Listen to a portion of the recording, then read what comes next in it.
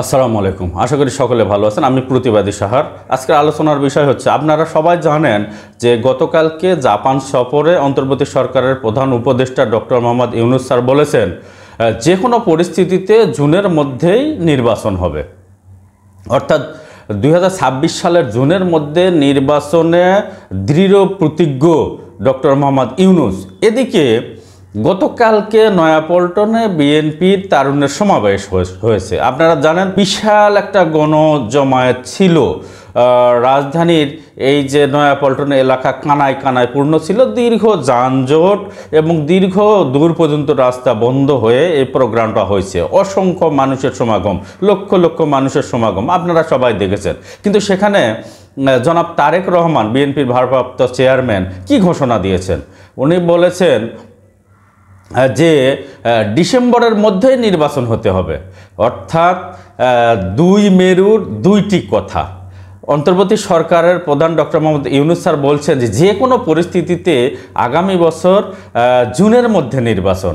এইদিকে জনাব তারেক রহমান বলছেন যে কোনো পরিস্থিতিতে 2025 সালের ডিসেম্বরের মধ্যে নির্বাচন দিতে হবে। এর জন্য নেতাকর্মীদেরকে প্রস্তুতি নেওয়ারও নির্দেশনা দিয়েছেন।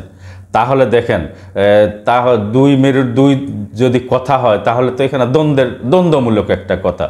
আচ্ছা, যাই হোক, এরপরে দেখেন এই যে পরিস্থিতিতে বাংলাদেশের প্রশাসনের কেন্দ্রবিন্দু হচ্ছে সচিবালয়ে আমলাদের এই যে দীর্ঘ কর্মবিরতি, এতে কিন্তু প্রশাসনে স্থবির অবস্থা।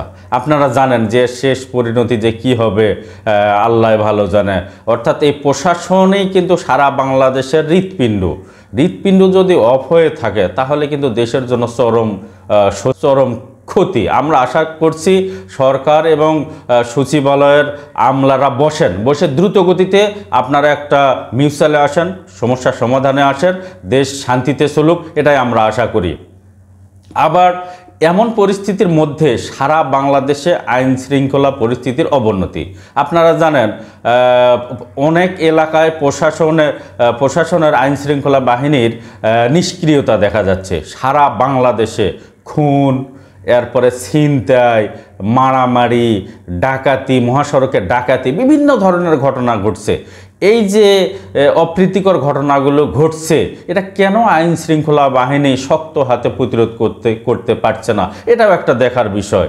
আমি মনে করি যে গণতান্ত্রিক পন্থায় সরকার না হলে দেশে কিন্তু একটা সমস্যা হয়। কারণ হচ্ছে, আজ দেখেন অনেকেই বড় বড় প্রশাসনের লোকেরা কিন্তু সরকারের কথা শুনছে না। প্রশাসনের আইন শৃঙ্খলা বাহিনীর যদি নিষ্ক্রিয়তা না থাকতো তাহলে এতগুলো এই কয়েকদিনের মধ্যে এত খুন এবং ডাকাতির ঘটনা কি ঘটতো? আমি আশা করছি প্রশাসনের লোকদের নিয়ে অন্তর্বর্তী সরকার দ্রুত বসুক এবং এই দেশের সমস্যাগুলো চিহ্নিত করে দ্রুত গতিতে পদক্ষেপ নেক এবং এই যেসব ঘটনা ঘটছে, বিশেষ করে খুন, চুরি, ডাকাতি, এসব থেকে মানুষ যেন নিস্তার পায়। আমি আরেকটা কথা বলি, যে কোনো পরিস্থিতিতে জুনের মধ্যে নির্বাচন হবে, ডক্টর মোহাম্মদ ইউনূস স্যার জাপানে এই কথা বলছেন। কিন্তু আমি মনে করি এটা চেঞ্জ করা চুটকির একটা বিষয়, সোজা একটা বিষয়। জনাব তারেক রহমানের এক ভাষণেই নির্বাচন ডিসেম্বরে হবে। একটা ভাষণ, একটা বক্তব্য। জনাব তারেক রহমান একটা বক্তব্য দেখ যে আগামীতে বিএনপি যদি সরকার গঠন করতে পারে তাহলে এই সরকারের গুরুত্বপূর্ণ একটা দায়িত্বে থাকবে ডক্টর মোহাম্মদ ইউনূস। অর্থাৎ সেই সরকারের অংশ হবে ডক্টর মোহাম্মদ ইউনূস এবং উনি ওনার সংস্কার কার্যক্রম ধারাবাহিকভাবে চালাতে পারবেন। ওনার কোনো বাধা দেওয়া হবে না এবং উনি সরকারের একটা অংশ হবে। এরকম একটা বক্তব্য দেখ তারেক রহমান, একটা ভাষণে উনি বলুক যে তার সরকারের একটা গুরুত্বপূর্ণ দায়িত্বে থাকবে ডক্টর মোহাম্মদ ইউনূস। তাহলে আমি মনে করি নির্বাচন এগিয়ে আসবে, ডিসেম্বরের মধ্যেই নির্বাচন হবে ইনশাল্লাহ। অতএব জনাব তারেক রহমানের কাছে বিনীত অনুরোধ করব, আপনি একটা বক্তব্য দিন, একটা ঘোষণা দিন যে আগামী ডিসেম্বরের মধ্যে ইলেকশন হলে যদি বিএনপি ক্ষমতায় আসে গুরুত্বপূর্ণ একটা পদে ইউনূস স্যারকে রাখা হবে। এই কথাটা একটু আপনি ঘোষণা দিন, আমি অনুরোধ করব। আমার ভিডিওটি একটু শেয়ার করবেন যাতে বিএনপির বড় বড় নেতাদের কান পর্যন্ত যায়, তারা যেন আমার এই কথাটা জনাব তারেক রহমানের কাছে পৌঁছে দেয়। তাহলে উনি যদি একটা ভাষণ দেয়, একটা পদ দিলে কিন্তু বিএনপির খুব একটা ক্ষতি হবে না। এখানে ডক্টর মোহাম্মদ ইউনূস স্যার অত্যন্ত জ্ঞানী ব্যক্তি, অর্থনীতির জন্য উপকার হবে এবং সেই সরকারে থাকলে সরকার আরও মজবুত হবে, আরও শক্তিশালী হবে।